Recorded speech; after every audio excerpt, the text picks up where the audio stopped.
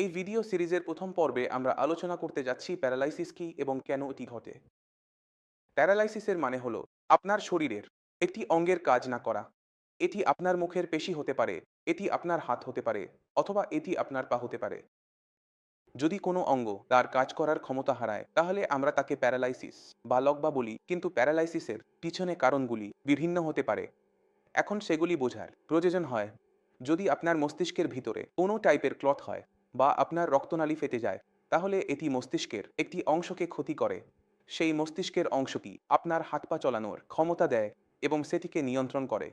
তাই মস্তিষ্কে ক্ষতির কারণে আপনার প্যারালাইসিস হতে পারে এবং আপনার হাত পা কাজ করা বন্ধ করে দেয়।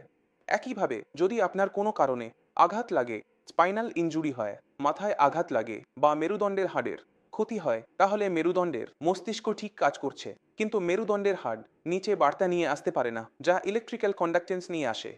এর ফলে আমাদের শরীরের অনেক বড় অংশ লকবা হয়ে যায় এবং প্রায়ই এটি সেই জায়গায় ঘটে যেখানে আঘাত লেগেছে। নিচের অংশে আমাদের প্যারালাইসিস বা লকবা দেখা যায়।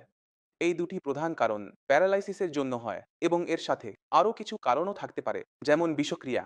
যদি কোনো রোগী ভুলবশত কোনো ধরনের বিষ গ্রহণ করে, তবে সেই বিষের প্রভাবেও আমাদের নার্ভ সিস্টেম ডাউন হয়ে যায়, যার কারণে প্যারালাইসিস দেখা যায়। একইভাবে আমরা ফেসিয়াল প্যারালাইসিস দেখতে পাই, কিন্তু ফেসিয়াল প্যারালাইসিসের পিছনে যে কারণ থাকে তা সম্পূর্ণ আলাদা। যদি আপনার মুখের লকবা হয়, তবে এর পিছনে সবচেয়ে বড় কারণ হিসেবে ধরা হয় ইনফেকশনের হারপিস জোস্টার ভাইরাস। যেমন করোনা ভাইরাস এবং ইনফ্লুয়েঞ্জা ভাইরাস আছে, তেমনি হারপিস জোস্টার ভাইরাসও আমাদের শরীরে প্রবেশ করলে কখনো কখনো আমাদের ফেসিয়াল নার্ভকে ব্লক করে দেয়, যার ফলে কাজ করার ক্ষমতা কমে যায় এবং সেখানে ইনফ্লেমেশন দেখা দেয়।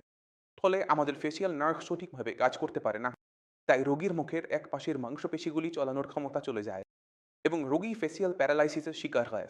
প্যারালাইসিসের কারণগুলি ভিন্ন ভিন্ন হয় এবং এটি দেখে পরবর্তী চিকিৎসায় নির্ধারণ করা হয়।